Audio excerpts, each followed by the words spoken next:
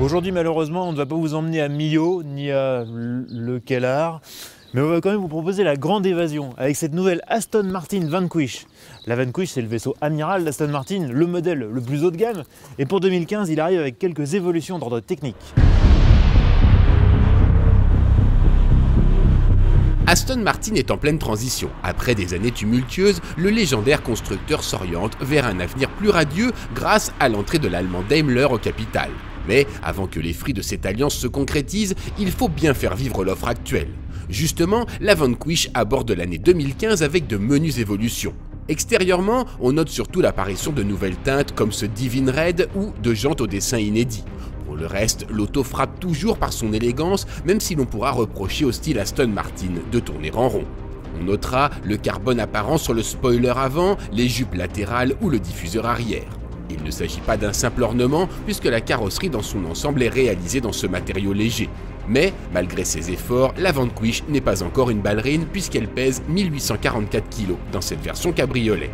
Sous le capot, on découvre l'ultime évolution du V12 Aston Martin, doté d'un nouveau calculateur électronique. Le couple progresse légèrement, tandis que la puissance atteint désormais 576 chevaux. Les autres évolutions, elles sont invisibles à l'œil nu. Elles concernent la boîte de vitesse, on a une nouvelle boîte automatique à 8 rapports, et les suspensions qui reçoivent un amortissement piloté recalibré.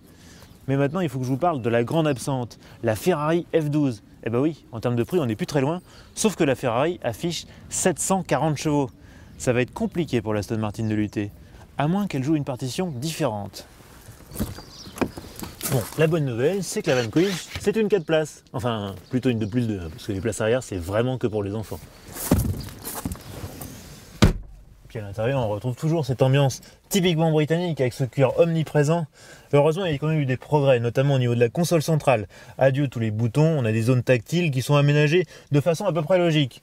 Et puis on a toujours cette très jolie clé, comme un bijou, qu'il suffit d'insérer ici pour déclencher le V12.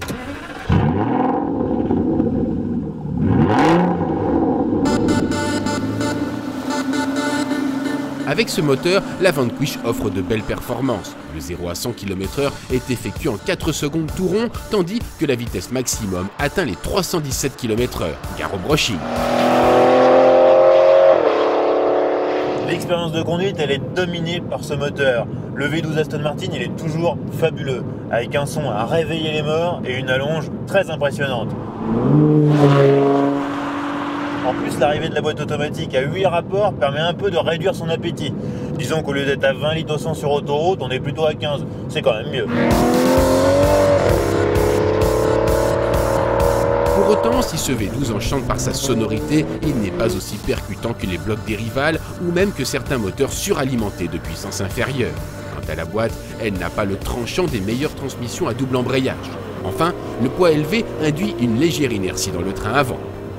Tout à l'heure, je vous parlais de la Ferrari F12. Bon, clairement, cette Aston, elle va pas l'inquiéter. Faut dire que la F12, c'est tellement une machine à battre les chronos qu'elle est juste inatteignable. En fait, cette Vanquish, c'est plutôt comme un gros chat. Si on la force un peu, elle veut bien courir vite. Mais malgré tout, elle préfère plutôt ronronner tranquillement. C'est une vraie GT. Cette Aston Martin s'apprécie donc à un rythme plus détendu, d'autant que les suspensions sont étonnamment confortables. En bonne GT, la Vanquish volante vous permettra de traverser la France sans fatigue tout en étant assuré de ne pas vous ennuyer sur les petites routes à destination. Enfin, pas trop petites quand même ces routes, l'Aston est large et son V12 réclame un peu d'espace pour s'exprimer.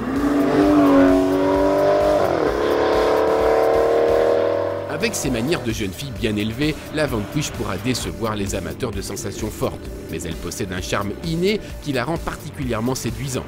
Très confortable, élégamment présentée et largement assez performante dans l'absolu, cette Aston occupe une place à part.